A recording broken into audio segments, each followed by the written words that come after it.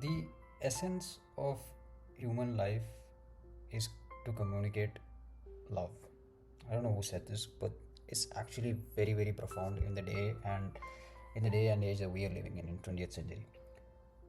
Because the biggest lie that we have told or we have learned generationally is love is transactional. We have subconsciously learned that love is transactional. And just this core negative belief is the manifestation of the entire, I would say, middle class society that is living in. And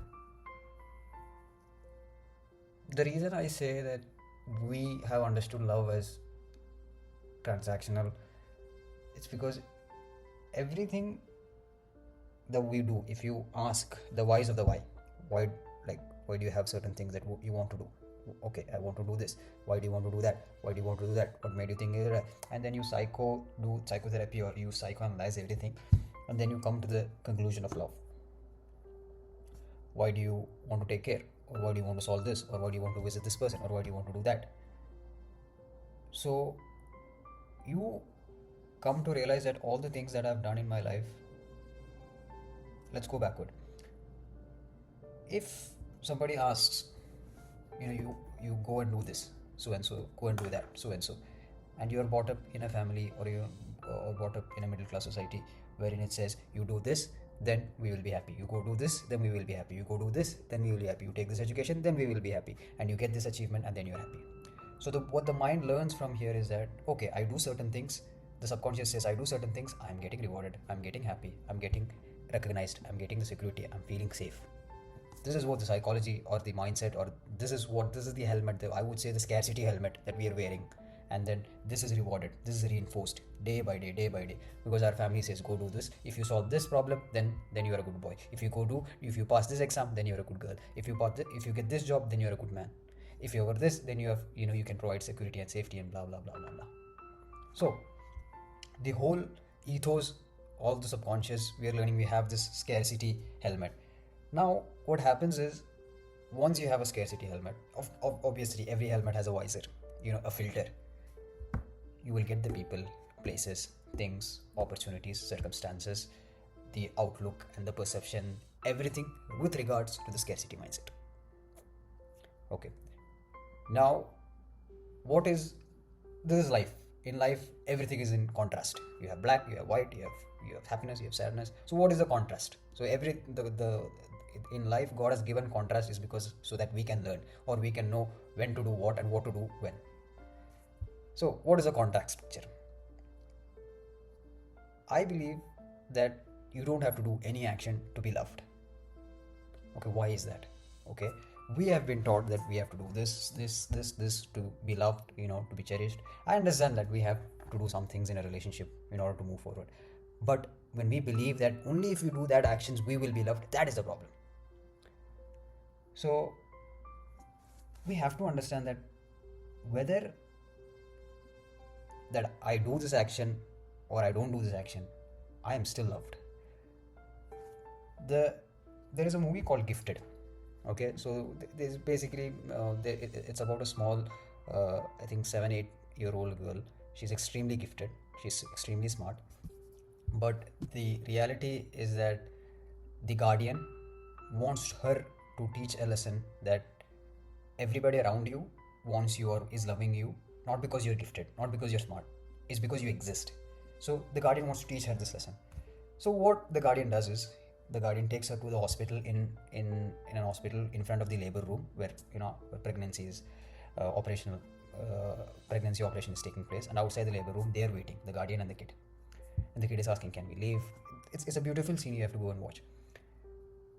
Now, as soon as after the pregnancy, that family comes out. One person comes, oh my god, it's a boy. The kid watches this, and the kid asks, was everybody happy like this when I was born? So that baby didn't do anything in life. Didn't do groceries, didn't do visit the families, didn't do that, didn't do this. It was the simple reason that it exists. That is enough. In life, we I've given some rule book after we have born. We have given some rule book. We are not dealt with the great hands. But all these conditioning is just teaching us one thing, that we need to do something to be loved. We need to do something XY to get love. Otherwise, it's very hard. But the simple fact is that love exists simply because the reason that it exists. I'll give you another example. I have a cousin. He is my brother. He's very weak at studies. He is very lazy. But he is a person that it's like I talk to him, he has a sunshine. Yes, there is always problems and, financial problems and other problems and this problems. But the fact that, he's genuine enough, is that because I love him. So the simple reason that he is my blood, he exists. And today if somebody calls me and says something going to happen to him, I will just leave everything what I'm doing and I will go to him. So he didn't do anything. He didn't do any action. He didn't help me in any aspect of my life. Love exists simply because you exist. We are not taught to think like this, that humans are a valuable creature, and simple reason that a person exists enough is to love them. We are not taught like this. We are given a rule book to say, we need to get a job, you need to pass this, you need to pass bachelor's or master's or get this job, then only you will be loved. We are given this rule book and then we live. What the construct of a whole society is happening right now is, when you are given that rule book, what happens is you have a lot of people who's running after money. You have a lot of people who's running after business. You have a lot of people who's running after education. These mundane things. Why? Because they just want to feel loved. Because they just want to feel safe. Because they just want to feel recognized. So this thing perpetuates each generation. So what happens is, you get a bill. Oh my god, because you have this scarcity helmet. Oh my god, this is a bill, I don't know what to do, it was last month, it was more than this. You complain because you have this, scarcity helmet. And what happens is, you also get people, friends, circumstances, your algorithms, all these things also align with you. Okay? If you see the people who's in the higher class, you talk to them. It's not very technical knowledge that they know, and they have found out this initial and they made their money, and because of their money they feel safe, and then they're able to earn money and make more money, and then the next generation is also feel low because they have money, because they have safety, because no, it is ulta, which means they feel safety inside. Only if you have a capacity within love or inside love, then only you can actually move forward and look forward and then see. No matter how valuable your idea is, if you don't have the capacity to receive love or understand that I am love and to receive love, you won't be able to move forward. So understand that we have been bombarded, and all our algorithms have told us a story about love is transactional, that we need to do X to get love.